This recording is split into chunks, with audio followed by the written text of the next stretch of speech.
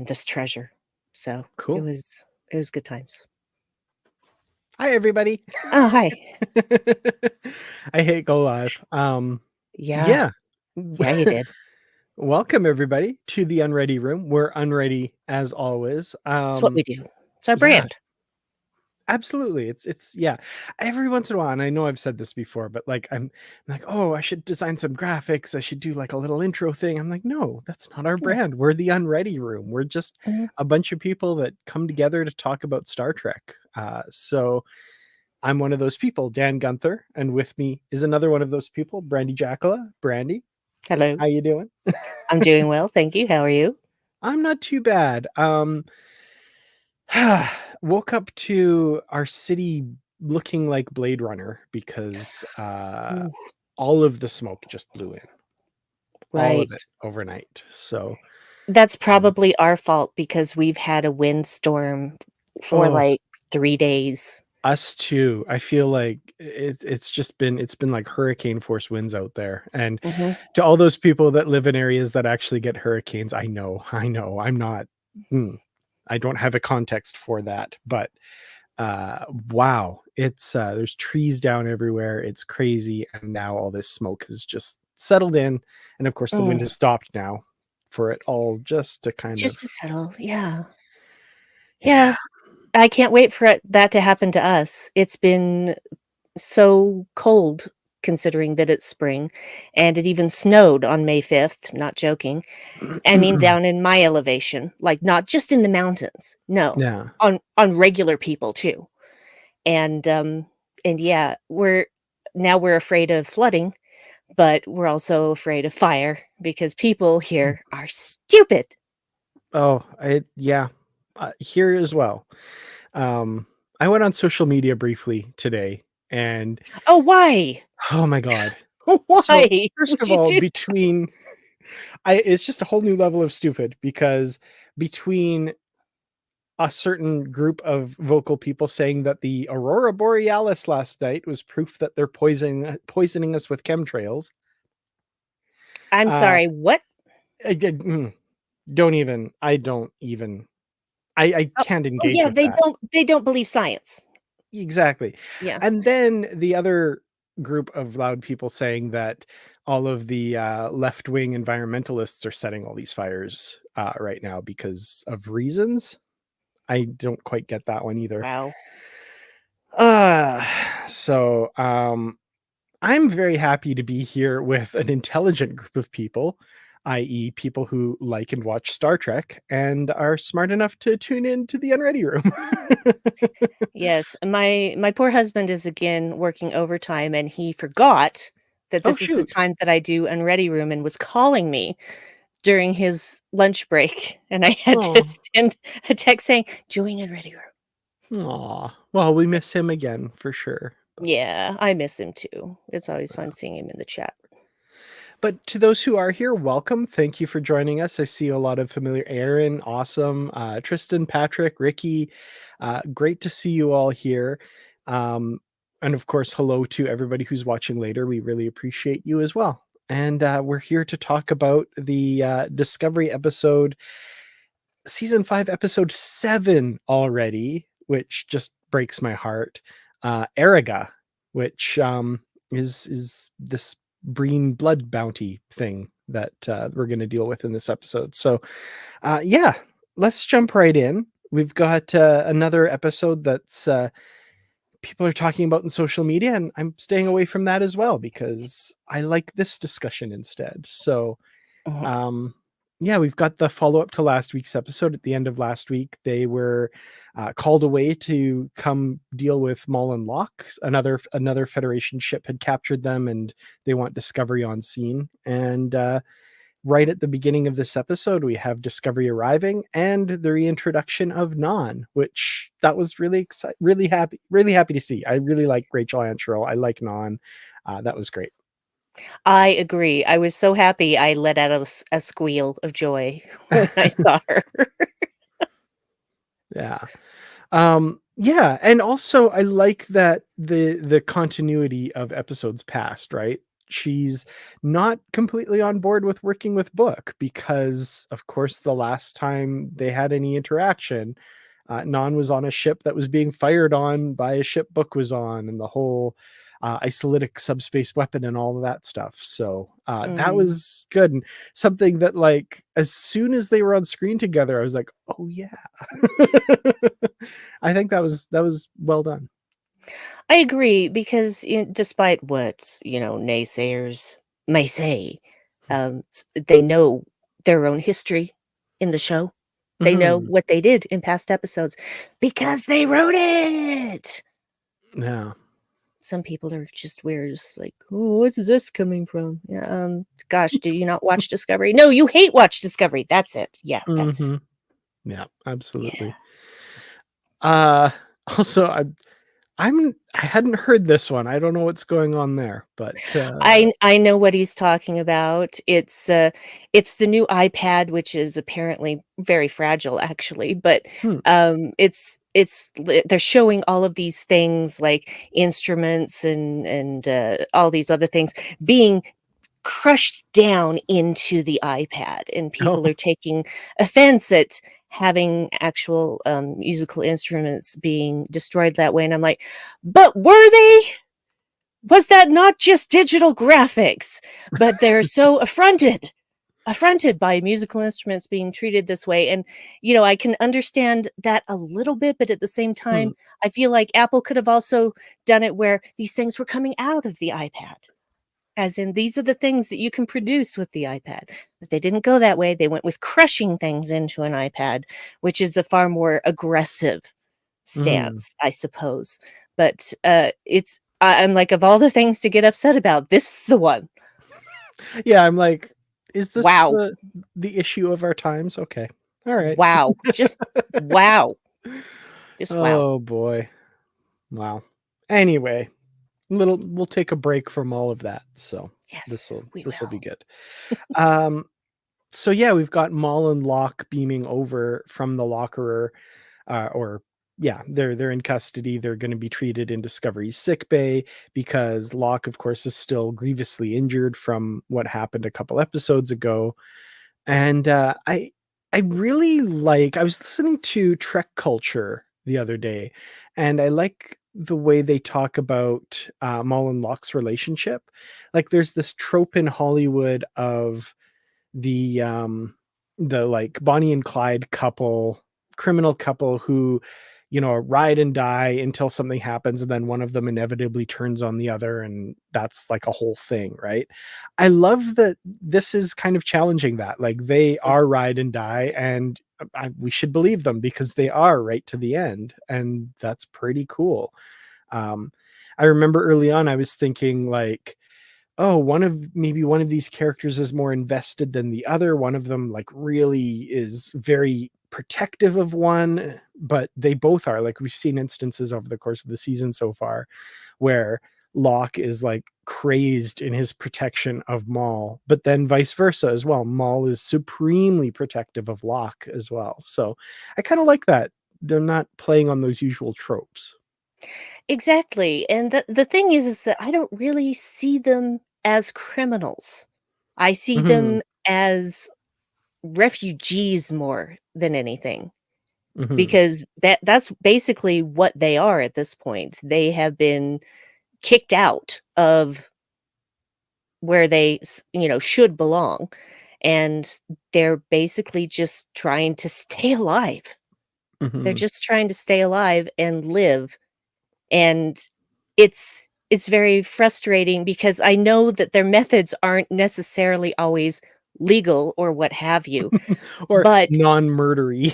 yeah, non-murdery, but, I mean, for for the most part, it's like kill or be killed for them. Mm, And it's not like I think they want to go around killing people, but it's more that they do what they think they have to do in order to stay safe, or as safe yeah, as they can. that's a good point, and I mean, Aaron brings up a good point here. Whoops, Aaron brings up a good point here too. Um, Product of their environment, right? Like, Yeah. this is, yeah, the post-burn world. There's a lot of strife out there. They probably aren't the worst of the worst. They're just on everybody's radar right now, kind of thing. Yeah. Um, so yeah, I think there's some of that for sure. Um, and I mean, they've done bad things, and I think they acknowledge that they've done bad things. But yeah, there's some nuance there for sure. Um, we also learn more about Locke in this episode. So previously, we knew that he was part of the royal family. He was a scion of the royal family, and here we learn he is the direct descendant of the emperor. So he's the one that, like, all of these competing claimants to the Breen throne, for lack of a better term, um, they need him on their side, or they need him at their side, either willingly or not, in order to kind of solidify that claim. So that's what this Erigah is all about. That's why they're trying to get him. They're not trying to kill him. They're trying to, bring him to heel, basically. Yeah. So I thought that was an interesting revelation there. Not entirely unexpected. We knew there was Mhm. something up with this guy. But yeah, interesting that he figures so importantly in the Breen um, power structure at the moment, I guess. Yeah. Well, and the whole thing about the Erika and it being, a blood bounty. Do the Breen have blood? No, No, apparently. they do Well, not. I mean, they they don't really. not really. Now, Kinda gelatinous. I wonder if, like, there's some nuance in the different forms that they take, because the reason it was brought up in Deep Space Nine that they don't have blood was to imply there's nothing they could extract from the Breen to test that they're not a changeling.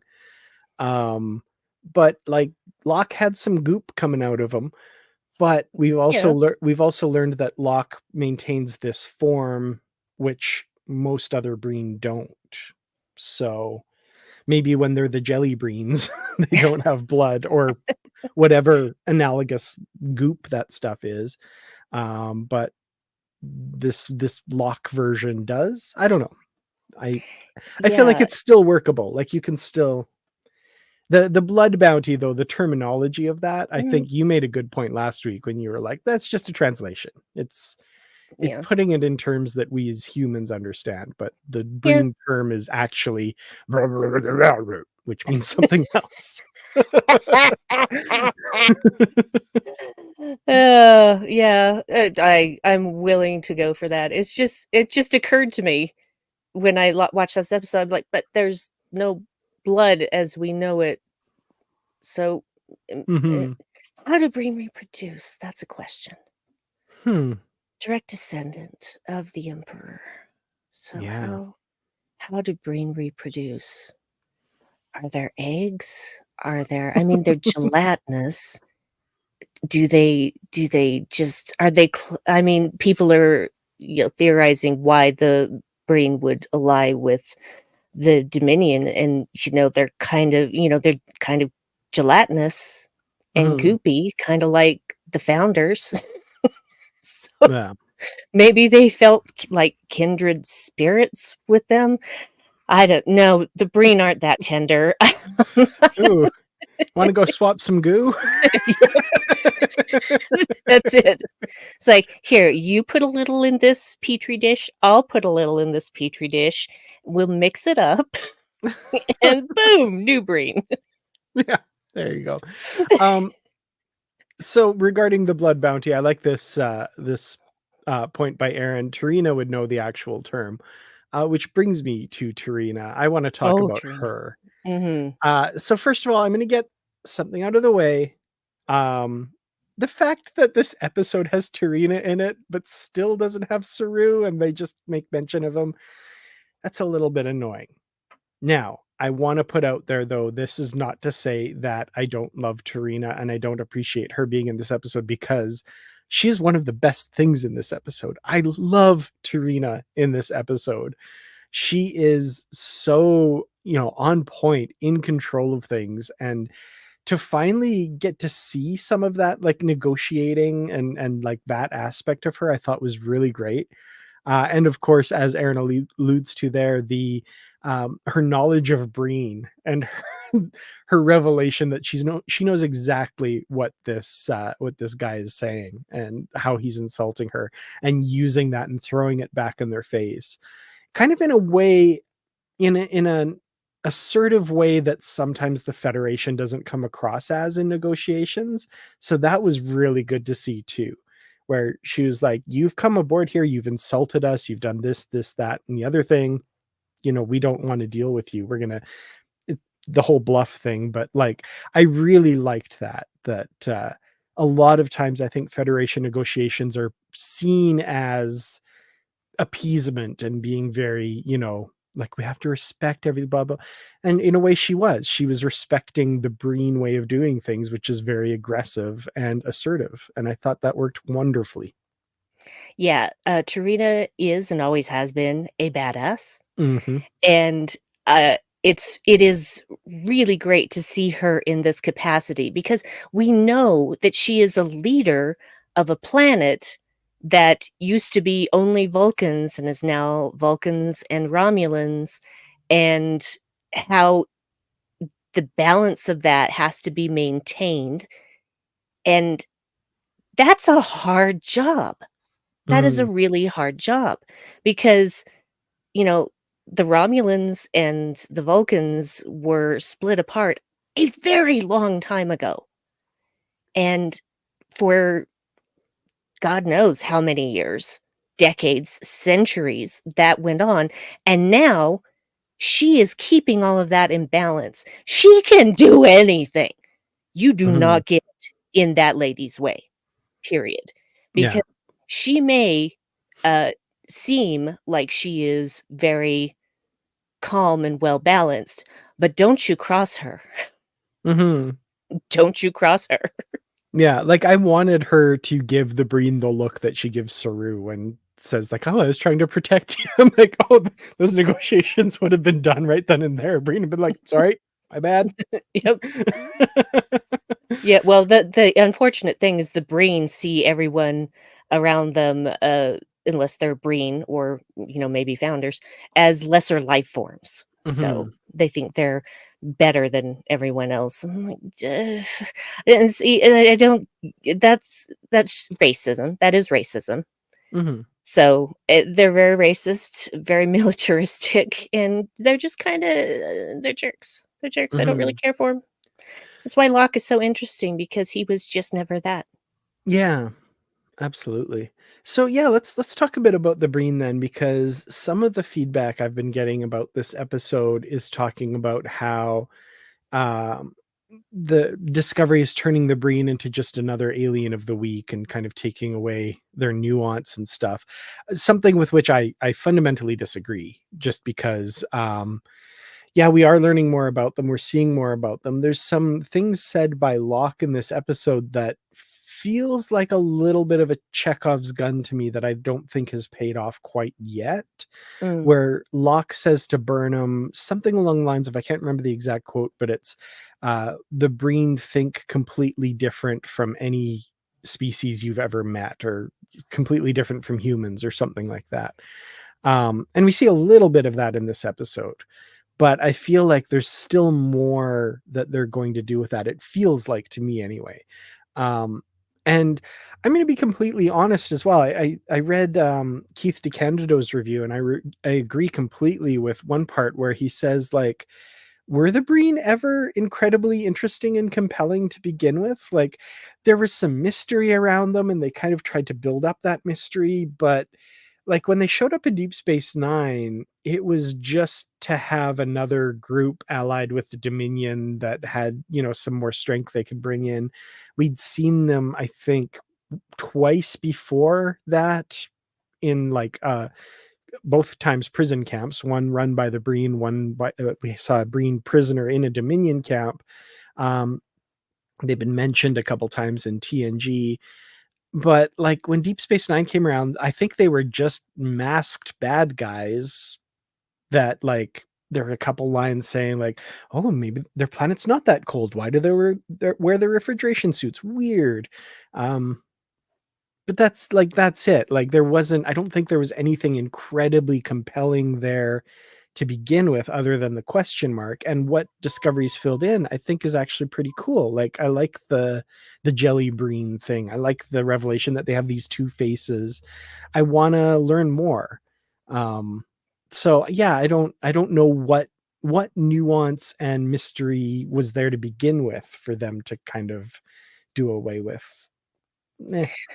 Well, that's the interesting thing, because so little was known about them, they really can do whatever they want at this point. Mhm. They can create the brain in a more interesting way. Have they actually done that yet? Not exactly, Yeah. but we're not done with this season yet, although Mhm. it's gonna come to an end too soon. I know, there's only 3 episodes left after this one. That blows Yeah, my mind. I don't like it. It's not Yeah. right. So, yeah, that's my thing. So, yeah, I will be interested to see if they do something more interesting Mhm. with them that we have not yet seen. Yeah. Also, the other thing that Keith brought up in his review that I hadn't thought of before is, like, the whole reason, like, Deep Space Nine has a ton of guest stars that they all have to play. The Breen came in and were played by, like, faceless extras that they dubbed the weird sound over, so they didn't have to pay them actor rates. I didn't even realize, like, oh, that's why they were like that. Huh. Or that's why they used the Breen or whatever. Hmm. Yeah, I just hadn't thought of that before. That's funny. it's too bad. So Discovery's given them actual, uh, you know, faces and nuance and stuff. So I think I don't think that's a bad thing. I think that's No, it's interesting. not. It's not, and, that's the thing, I don't need to have a mystery all the time. I don't. I don't need Mhm. something mysterious to be introduced and then not paid off for, like, 30 years. I Yeah. don't need that. That's not fun for me. So, yeah, give me more information on the brain. I wanna know Mhm. more. I wanna know more about their structures. I mean, obviously, they've given us information, like how there are Primarchs who are fighting over the throne and things like that, and that's not something new. It's not something, Mhm. in unique, but I feel like maybe they have more to pull out of the hat. I'm not sure. I guess we'll see in future episodes. It feels like it to me. Just that line by Locke didn't seem to be paid off in this episode, which makes me think like there's more to that. Like, it's one of those things that Discovery does this a lot, where somebody says something or whatever, and then 2 episodes down the road, they replay that little bit in the previously on Discovery, and you're like, "Oh, I didn't really notice that line before, but now they're saying, like, we're gonna pay it off in this episode, just you watch." It's like, "Oh, okay. Interesting." Yeah, sometimes I think those previously on Discovery things are a little too revealing because I'm like, "Well, now Yeah. I know what's gonna happen." Exactly. Um, Also, I do like this point by Ricky. I get the feeling that the people who are upset about the exploration of the Breen are just mad because the Breen didn't turn out the way they had imagined. Yep, fair. Bingo. Absolutely, I think that's the Yeah. case. It's like, Um, "Oh, this was a mystery and now it's being explained and I don't like it." Mm, yeah. Yeah. Like, I really like the Breen, the way that David Mack portrayed them in the novels. I really liked that whole idea that, especially using the word confederacy. They're a confederacy of a bunch of different races, and the reason they wear those suits are to maintain absolute egalitarianism in their culture because, there's kind of like a wolf-like species. That's why it has the snout. There's other species that are different types of species and all that kind of. I guess nothing in Discovery has discounted that. So if you want that, and maybe we've only seen one mm. family, right? So Yes. they would be the same species. Hmm. Maybe, I don't know, but I Hmm. don't think so. But if you Yeah. want that in the back of your head, there's nothing stopping you from doing that so far. If you want, Yeah, um, well, and I actually really appreciated that explanation in the novels, but I didn't think that they would do it in live action. In fact, I didn't know if they would ever even touch the Breen in live action again. mhm, yeah, So, it just unless it was just by mentioning them. mhm, But, to actually see Breen on screen again, I wasn't sure that that was ever gonna be a thing. yeah. Well, I for one am glad to get them. I I always appreciate when, the lore is built out a bit, and Mhm. Agree, it's agree. not gonna appease everybody, but I don't know, more to come. I'm excited to see where it goes for sure. And I would say I'm excited to see more Locke, but wow, I was not expecting this in this episode. Especially after they get the Breen medic there, and you're like, Yeah. "Okay, well, he's gonna be alright now because now the Breen are actually there." And there's a small part of me wondering if the Breen medic didn't do their job. Hmm. I just don't know. I wonder if, the Primarch said, "No, no, make it look like you're helping him, but I want him dead so I can go to war." Hmm. That's interesting. That could be. I hadn't thought of that, but I'm gonna keep that in the back of my head now. It's just Um, a thought that occurred to me. I don't know. I don't know. yeah. It just seemed like, this is your guy. This is your guy, and you are really invested in keeping him alive, and you don't. Hmm. Your technology is supposedly more advanced. You know what to do with your own people. Hmm, hmm, Yeah. hmm. I have to say, like, okay, first of all, why is there that much medication inside the field for him to have access to? Culber, come on. Um, but yeah, their Oh, escape attempt was interesting, and I remember watching the scene where Maul is called to his bedside, and I pretty much right up until it actually happened, I was like, they're not killing, are they? I guess they are. I was really surprised at that. I did not see that coming. mm, yeah. I when it happened, I'm just like, "Wait, what? What wait, they're gonna resuscitate him, right? What nobody's doing anything. Nobody what?" Mm. That was Now, me.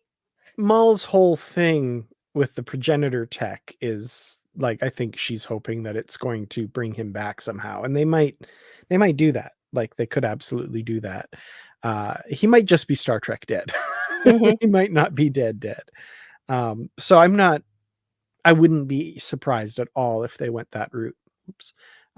For sure. But yeah, that's a good point. The Kazon did do that as well in to keep the survivor from talking for sure. So yeah, it's something we've seen. I wouldn't be surprised about that either. And I'm annoyed I hadn't thought of that. But yeah, that makes sense.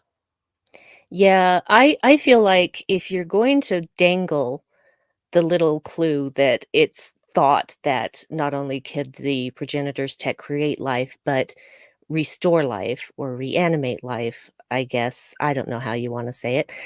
Uh, is you can't dangle that carrot in front of me and not pay it off somehow. Mm, yeah. So I guess we'll see. Yeah. I'm yeah, thinking that's kind of where things are gonna go. The revelation, of course, that Maul and Locke are married, thanks to the mark or the tattoo kind of thing they have there. Um, and then that obligates the Breen to certain things because of that relationship. I thought that was interesting, and I kind of I'm curious to see Maul take a kind of assertive lead in this here and what her kind of end game is. um, she's been a delight this season, and there's been some surprising things from her that I think I'm looking forward to seeing more of in the next few episodes. Agree, and if you guys haven't watched The Ready Room yet, Eve Harlow and Elias Toufexis are the guests, Hmm. and I had no idea that Eve Harlow was so giggly. She is adorable. She I is just delightful. That's awesome. I need to watch that because yeah, I've only ever seen her as Maul, so very brooding and very angry. I imagine it'll be like seeing, oh my goodness, I can't remember her name, but for fans of Brooklyn Nine-Nine, the Mhm. woman who plays Rosa? Rosa, yeah. Uh, Stephanie Beatrix, yeah. Thank you, Stephanie Beatrix. Seeing her in real life, you're like, what? Yeah, her voice is, like, with here, and she's just, like, such a girly girl. I love it. I love it. Oh Yeah. man, I that's I funny. actually have seen Eve Harlow before, she was in a few episodes of, Marvel's Agents of S.H.I.E.L.D. back in the day. Hmm. Okay. So, when I thought, "Oh, I've seen her from somewhere," and go to IMDb, I'm like, "Oh, yeah, duh." Mhm. Yeah, I never watched much of that show, unfortunately, but, It's honestly really good. A lot of people were like, "Oh, this is crap," and halfway through the 1st season, it really takes a turn and mm, reveals what it's going to be, and it just got better every season. It's one of those shows that, um, it's you take a lot of people will do the cliffhanger thing, but here's the way Marvel Agents of Shields did it. Um, they would do, like, this split season where they take a story arc and do the 1st arc that rolls into the 2nd arc, and then they actually pay off the 2nd arc as well, and then the cliffhanger is the start of what's going to happen next season. hmm, They're yeah. starting a new story, and I'm like, "Why can't more television series do that?" Because the season-ending cliffhanger can burn in hell! Mhm. It's kinda like what, Discovery did, I guess, a little bit, especially season 1 with they wrapped everything up and then the Enterprise shows up. You're like, "What?" Mhm. Yeah, that's the best cliffhanger. That I will take that kind of cliffhanger. Those are the kind of cliffhangers I like. Finish your dang story and Mhm. then tease me about the next one. You will have my attention. Yeah, absolutely. Um, okay, one ironic line I have to say during the Breen negotiations, and keep in mind this is after we've seen, Locke attempt to, like, overdose himself, and, Burnham says to the Breen, "We give you our word he will not be harmed in our custody." And I'm like, "Oh god, why Yep. are you saying this?" Well, the Um, thing is, they didn't harm him. no, I They didn't know, harm but him, they but didn't she didn't say, "We will not harm him." She mhm. said, "He will not be harmed in our custody." Unless he harms himself, that's the one thing she can't control. No, but I thought it was an ironic line. I thought it was It funny. is. It's very ironic, and when she said that, I'm like, Oh dear God. "Oh, no. Oh, no." Yeah.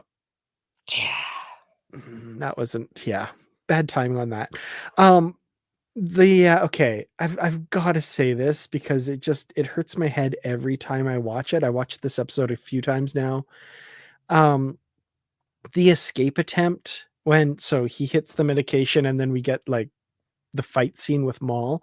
What was the editing and camera moves in that fight scene? It hurt my brain. I could not like it's it's flipping, it's going over it, and then there's like a slow motion thing, and then the camera angle changes and her arm's in a completely different position than it was before. Like it was so broken up and weird, and like maybe this is my old man yells at cloud moment, but I was like, I really I don't like this. It was hurting me.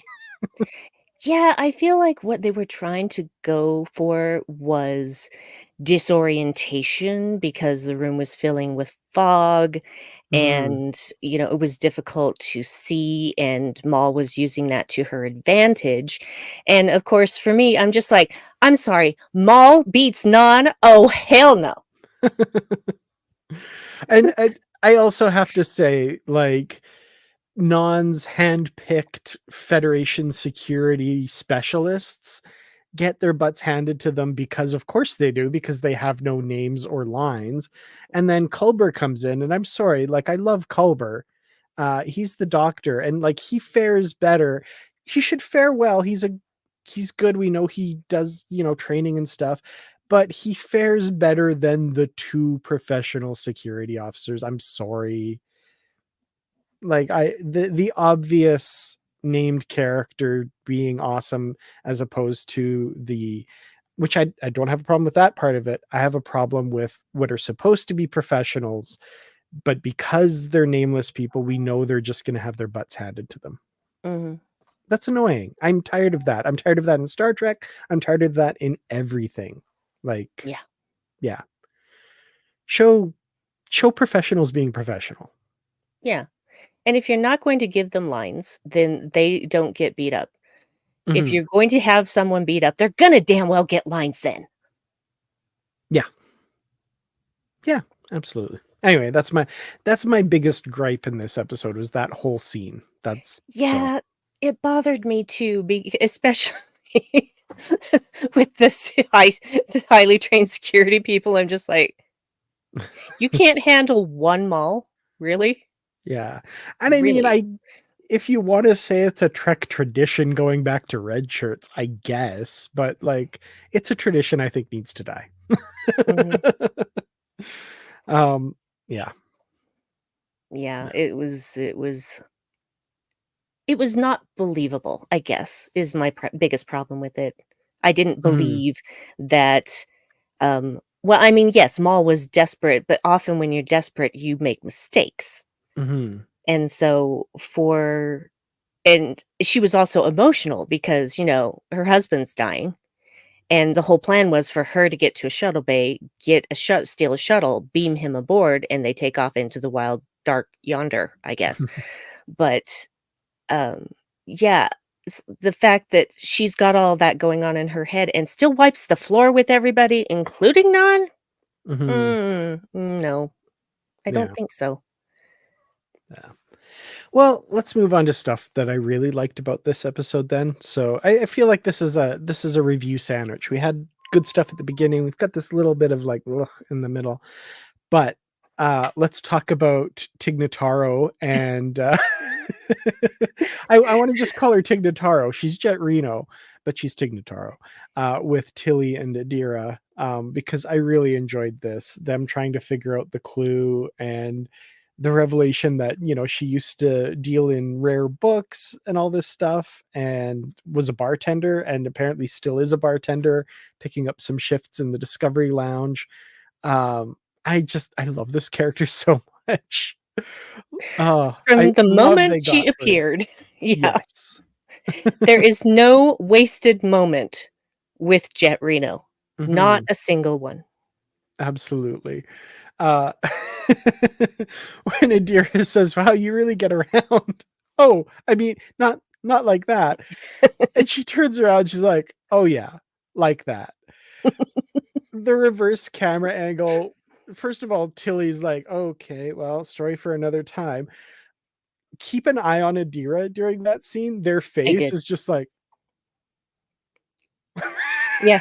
Their face is like their ears were too tender and young to understand and Oh, and that made didn't me so want to happy. picture it. Oh, it's so good. Um, this is a great point too, and I think, Aaron, you said earlier too, there were some lower decks moments in this episode. Yep. Absolutely. Yeah, this felt lower decks. It felt that kind of like that irreverent tone of that, and I really appreciate it. I thought it was great. So, Yeah, well, that's Jet Reno in a nutshell, irreverent mhm, tone. absolutely. So, oh my god. Yeah, I loved everything about that, and then so okay, so the clue, I guess, is a library card to this archive that moves locations. Um, oh, yeah, we should talk, sorry, you're right, 7 of Limes. Um, Patrick Carlin, thank you so much, by the way, for finding the recipe, apparently. It was posted out there for a 7 of Limes. I'm gonna try that out. That sounds great. Um, yeah, Yeah, and hey, that's Patrick, will you send that to me so I can try it too? Because I will have to go to the state liquor store because mhm. I can't buy liquor anywhere else in this state, and I certainly can't have it shipped in either. So, I will have to have all of the ingredients lists so I can go to the smelly state liquor store Mm, and get the things I need to make 7 of limes, yeah, because absolutely. limes is, like, my favorite citrus flavor. So, I've seen this question. I'm assuming this drink comes from after the, Discovery goes to the future, and it also doesn't say that she came up with it. It says she's known for her 7 of Limes. Mhm. So either she did come up with it and it's a signature drink that she created after reading about this captain of the Enterprise in the past who decorated herself, did some awesome things. Um, if it's named after Seven of Nine, maybe it's not, but if it is, or it's a drink that already existed that she is just like really good at making. Well, and besides that, there are records of history for the last 920 years That's what I'm ish. saying. Like, yeah, Or it's after they went to the future. So it, yeah. yeah. So that's exactly how she would know how to make 7 of limes, especially since she's been taking shifts in the bar. Exactly. Yeah. So yeah, I'm eager to try it though. Yeah. So that's all great. Also, as soon as they said plasma storms, I was like, oh, like the Badlands. Badlands. First thing came to my mind too. And then very end of the episode, they said, the Badlands. And I turned to Nikki, I was like, oh, and she's like, yeah, yeah, I know, you got it. Oh, Patrick just messaged me the recipe. Thank you. Nice. Okay, so the other thing that's going on, we've got Book and Stamets working together. Um, I loved how, they're working on trying to figure out this clue, trying to figure out where it came from. And then Book's like, oh no, Maul's escaped. I need to go talk her down or go do something. And Stamets is like, no, we've got to figure out this clue. So he's like, all right, solves it in 30 seconds and then runs off. I know there's more to it than that, but like basically that's what happens. It's Stamets that comes up with the idea that, yeah, it was a betazoid, so maybe there's a telepathic imprint and he's an empath and all of that. But I just love that, like, okay, we're extra motivated to figure this out very quickly. He does it and then runs off. Yeah, well, and that's the thing. Stamets was just like, no, you can't do that. The mission has to come first. Mm-hmm. And he's right about that. The mission does have to come first because if something happens and this clue falls into somebody else's hands, they are screwed. Mm-hmm. So yeah. And Book just this half a second hesitation comes back over, throws his jacket down. Okay. Just Yeah, but he does still get to go after Maul because, like I said, he solves it in the next minute, which is awesome. yeah, it seems to me like Book gets pissed off every time someone asks him to use his empathic powers. Like, I'm not a show pony, because that's happened twice now in this episode in this season rather, because it happened Mhm. in Janal, and now Yeah. it's happening in this episode, and both times he's just, like, kinda pissed off that he has to do this. I'm like, Mhm. "Dude, it's an innate ability, what's your deal?" Well, luckily it works though. So, Yes. yeah, and then so after that we get the kind of rapprochement between Book and Nan as well, because she kind of sees that, like, oh yeah, okay, he knows what he's doing. He's, whatever. I appreciated that got a little paid off, that she Yeah. got to kind of appreciate him for his abilities there. That was a nice little moment for sure. It was, because, Non doesn't seem to forgive easily. Mhm. So and I can understand that, especially when, uh, the whole thing with almost destroying the galaxy and such, and another entirely different galaxy as well. So, I she is very strategic in her thinking, which is what made her a good security officer. And so but she's not completely what's the word I'm looking for here? Unsympathetic, I guess, is the word I'm looking for.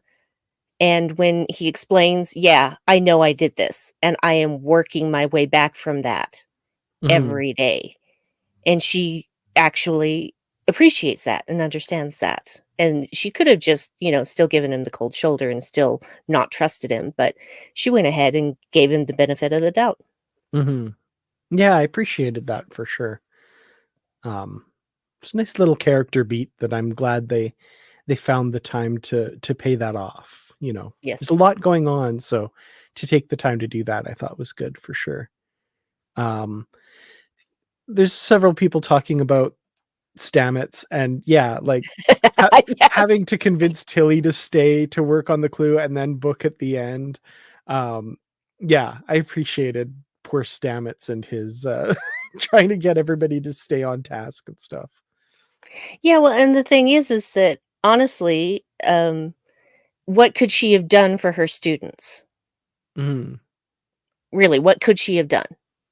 She Yeah. was more useful on Discovery at that time, and Stamets knew that and convinced her of that, so and Yeah. yay, more Tilly! That's always a good thing. Yeah, definitely. Okay, so I want to talk a little bit about this Breen ship, this Breen dreadnought that is like Good lord and butter. looming. Yeah, Mhm. looming over everybody there. And the first time I saw the visual, I was kind of like, that's a little over the top. That's a little bit much. And then I kind of started, like, I paused on it and was looking at it, and like, it is like half out of in and half out of the nebula, like sticking out of that nebula. And I was like, okay, I like this. This looks cool. Like, way to commit. Okay. Like when they say, "Oh, the Breen are here," and then everybody and then it just comes over the top of Mhm, Discovery, and everybody's, like, looking up like it's a star destroyer coming over your planet or something. mhm. It's Yeah. so big, and they can't scan it. They have no idea what kind of weaponry they have. Mhm. So, they have very interesting shields. I mean, they're obviously more technologically advanced than, say, most of the races in the Federation at this point, Yeah. probably because they keep their secrets secret. Mhm. Um, Also at the end when it warps away, I'm not sure about the physics of this, but, when it warps away and, like, all the Starfleet ships just kinda like, like, shift in its wake. That's a That was really pretty powerful warp field. that was pretty cool. It was Um, pretty cool. yeah. Again, don't know about the physics of it, but we don't have warp drive, so who knows? I thought it looked neat. Yeah, I thought it looked neat too, and again, we don't know how their warp drive works, so Mhm. somebody could retcon that. Yeah, absolutely, for sure. Um, okay, so on top of Saru being not here, where the heck is everybody? Where's Detmer? Where's Oo? I mean, I know they flew off with the Enterprise, but like, where are the actors? Where is everybody? This is the final season. What's going on? This is another thing that, like, and again, also with Saru, um, I feel like if they'd known this was the final season while they were making it, they would have tried harder to have more of the familiar faces around. They would have had, had Saru in more of the episodes of the season. We already know, like in other episodes, like in the Time Bug episode, they would have seen if they could get Jason Isaacs if they had known it was the final season while they were filming it. They've said that in interviews. So I feel like we're seeing some of the effects of them not being aware that this was going to be it. And it's making me sad as the weeks go by. Mhm. And I don't know. So many missed opportunities, and the fact that they dropped it on them after the season had finished filming, Yeah. it's just not cool. Yeah. And yes, they had them go back and film some additional footage to make it a proper series finale, but I'm sorry, that's not enough. But, like, even that, apparently Wilson Cruz wasn't able to come back for that. He was filming something overseas somewhere. Um, so, like, that's heartbreaking too. And yeah, so Doug Jones, apparently he wasn't working on Hocus Pocus 2. Apparently he was doing the media for it. He was doing, like, interviews and stuff, doing the marketing Press for tour. Hocus Pocus Yeah. 2, yeah. Um, which, I mean, fair enough, but, like, this is really sad and frustrating. Um, but Yeah, well, yeah. I know why Ronnie Rowe isn't there, is because he got a regular gig on another show. Mhm. Yeah, absolutely. And, yeah. It's frustrating. Yep, it sure is. Mhm. It sure I don't know is. how much more I have to say about that. It's just, Oh, I could rail about it for an hour, but we're not going to do that because mhm. it'll become incoherent after about 5 minutes, and I'll just start jumping around to other Star Trek series as well, like Prodigy and Lower Decks, and then it'll just be a full-fledged rant, and nobody wants that. Yeah. I do have to say, so last week's episode was kind of light on the references to past Star Trek and, Easter eggs or whatever you want to call them. This week made up for it. There's a ton of like little tiny references to all sorts of things, starting with Seven of Limes. A lot of Deep Space Nine references, like the Badlands and all of that stuff. But one that I particularly liked was, by this point, got to be very ancient technology that everybody is wise to now. But Rayner says they could use thoron emitters and duranium shadows to make the Starfleet headquarters appear more well armed than it is, and that was a tactic used in the very first episode of Deep Space Nine to make the station look like it had been upgraded. And then, funnily enough, in the season 4 premiere, Way of the Warrior, they didn't use that trick again, but the Klingons scanned Deep Space Nine and assumed they had used that trick again because they were reading all these weapons and stuff. And as Sisko says in that episode, it's no illusion. And then they kick the Klingons' butts. With yeah. Anyway, I love Deep Space Nine, and it's getting a lot of shout outs recently, in this episode especially. So Yeah, I appreciate any time that there's a reference to previous Trek because it's a love letter, you know? mhm. It's a love letter.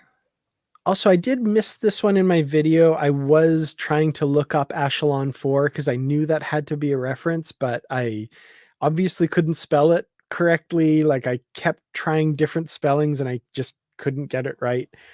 So I did not find that one. But yeah, there you go. Echelon 4. Cool. Um, what was the other one? Oh yeah, Bopak 3 gets Mm, mentioned. That's the planet where O'Brien and Bashir crash landed and found a bunch of Jem'Hadar that were trying to wean themselves off the Ketracel White. So yeah. just random. They're flipping through the Star Trek Encyclopedia or Memory Alpha and grabbing planets. That's cool. Uh, some of them actually might even just know the stuff offhand. That's true too. So Yep, absolutely. Yeah. All right. Well, I guess that's pretty much everything I have to say, other than I guess next week we have Maul going with the Breen, and we've got Discovery going to the Badlands. I don't know if those stories are going to cross again in this episode or if they're going to be separate again like they have been for the last couple, but we shall see, I guess.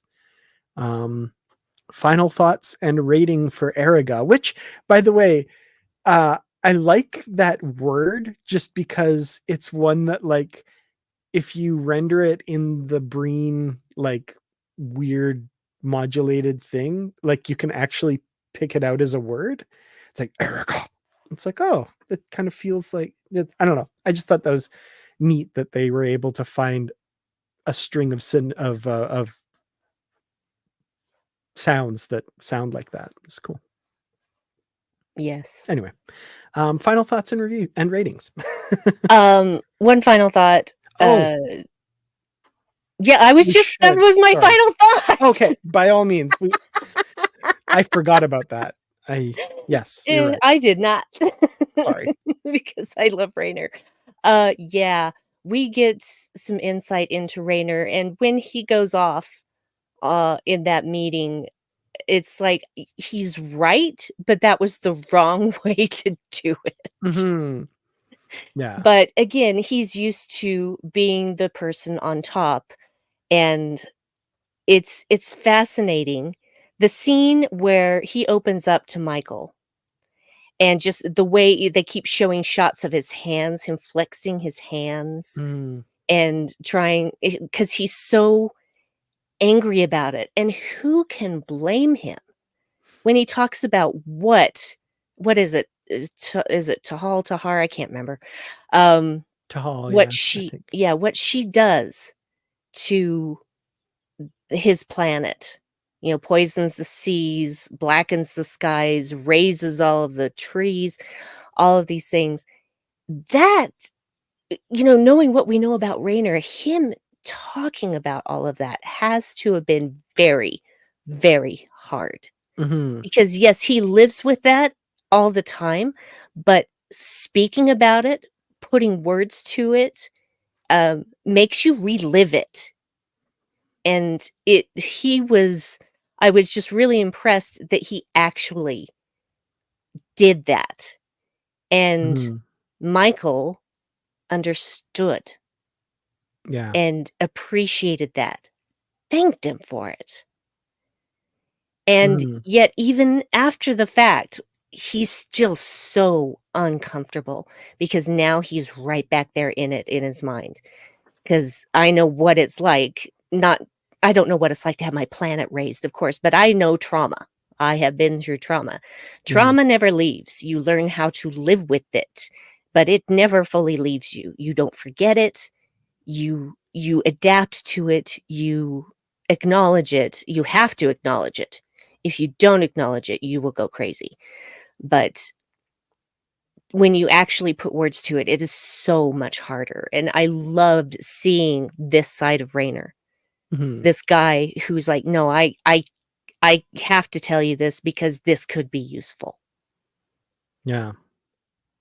Yeah, that's a really good point, and lots of great points being made in the comments there as well. Because initially, when I first watched the episode, it was the first time as well. I was kind of like, "Oh, why is he keeping this to himself? Like, this is, you know." But yeah, it's incredibly traumatic, incredibly, yeah, and Yeah, because he lost his whole family.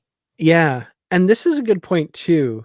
Like that story that he tells where, um, she let him live because she said he was a good fighter. Like, that was something that connected with that, like, that part of the story was what made, Rune believe him. So, I believe Book or I believe Rainer as well when he tells that story, like, something like that actually happened, right? Where, um, there was a personal dimension, there was interaction between him and Tahal that, like, is really, hurting him right now. Mhm. So, yeah, absolutely. Um, Yeah. yeah. So that was yeah, those were my final thoughts. Rating. I can't I'm gonna use one of my alternate titles. I will rate this. I enjoyed this episode. I had the niggles, same as you. But overall, I really appreciated the Rainer stuff, like really, really super appreciated the Rainer stuff. So I will give this one giant shady antiquarian archivist. Mm, I like that. I like that. Absolutely.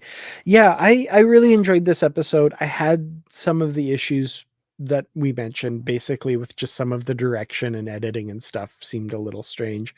I think the Breen are really fascinating. I'm really excited to learn more. This episode made some choices that I wasn't expecting that I think are really interesting and um it's not we don't get this just like maintaining of the status quo throughout the season where we're chasing these people and finding clues, chasing people, finding clues. They're changing up the story and making it, you know, they're really advancing the story each time quite a bit, which with only 10 episodes, I guess, we got to get to the end quickly, but yeah, I I'm going to give it a bluff to the Breen that doesn't involve a tribble infestation. So, That was my other possible middle name. mhm. Nice. Nice, great minds. Yeah, reminder to never turn your back on a Breen, which Yes. was another Deep Space Nine reference, which Patrick pointed out as well here for sure. So, yeah. Um, there we go. 3 episodes remain, all of which start with, well, never mind. I won't say that because that never mind. Forget I said that. La la la Yeah, la. don't say anything. Yeah. Anyway, I actually haven't watched any episodes past this point either. So, I have no idea what's going to happen in the next episode. I'm hoping to watch that one soon though. So, anyway, um here's hoping we get Saru back soon. That's all I Right? want. And, hey, Detmer and Awoshikun too, maybe? Is that asking too much? I don't know. Yeah. I don't know. Well, the ISS Enterprise did not have warp drive, so, they're doing impulse power all the way back to Federation Good God, I headquarters. hope not. It'd take them centuries, if not millennia. I know, right? I'm sure that they partially fixed the warp drive, and maybe they have to just do warp 1 the whole I way. I really hope they topped up the tank or something before, like, good lord. Oh, man. That would be bad. Oh, man. Well, we will be back again next week to talk about the next episode. So until then, follow us here. Make sure to hit like on this video if you liked it.